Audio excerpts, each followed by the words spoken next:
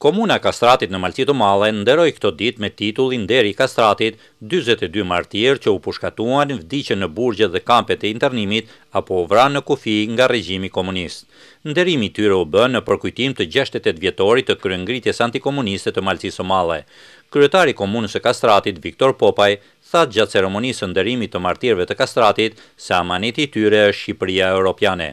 Sot kujtojmë me nderim e respekt të parët tanë se sakrifikuan jetën e tyre në përpjekjen për të mos lejuar që sistemi komunist të instalohej në Shqipëri.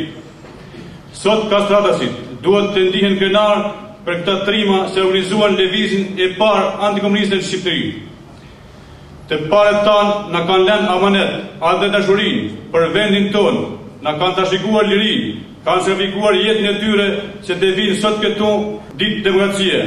Prandaj, asnjë kacsatas mund të harroj amanetin e të parëve dhe gjakun e tyre dhe ne kemi detyrimin që kthejnë borxhin që kemi ndaj tyre për vendin tonë. Kryetari i qarkut të Shkodrës Majid Sungu tha se banorët e Kastratit sakrifikuan gjatë 50 viteve të diktaturës duke qenë kundërshtar të vendosur të regjimit komunist. Bitë dhe bijat më të mirë, të cilët dhanë dhe gjën me shmushme të tyre jetën në shërbim të idealeve të demokracisë. Ato kishin një anë, që Shqipëria mos shkutet nga Europa. Dhe për këtë, ato luftun, sakrifikuan vetë dhe familjet e tyre, dhe për 50 vite me radhë, ato përjetun një trajtim që njerëzor si shumë e shumë bi dhe bija të Shqipërisë.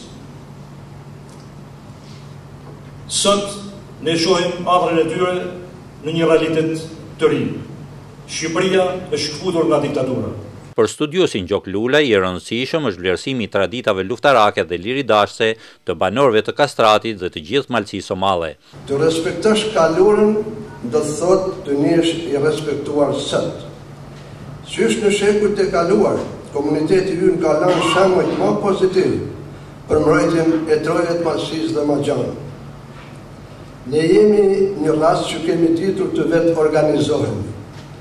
Në vitin 1911, në 6 prill, për herë të parë pas 432 viteve robrim në majnë e Shiqit, shfaqet flamuri i Gjergj Kastriotit nga malësor të armë në krye të Gjënluli.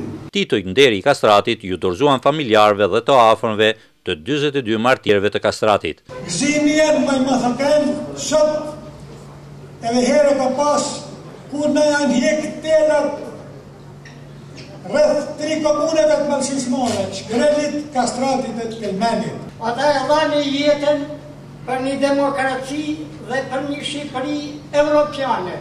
Këta heroj, këta martirë, kur mos t'i harrojmë, por t'i kujtojmë me respekt dhe të mojmë amanetin e tyre.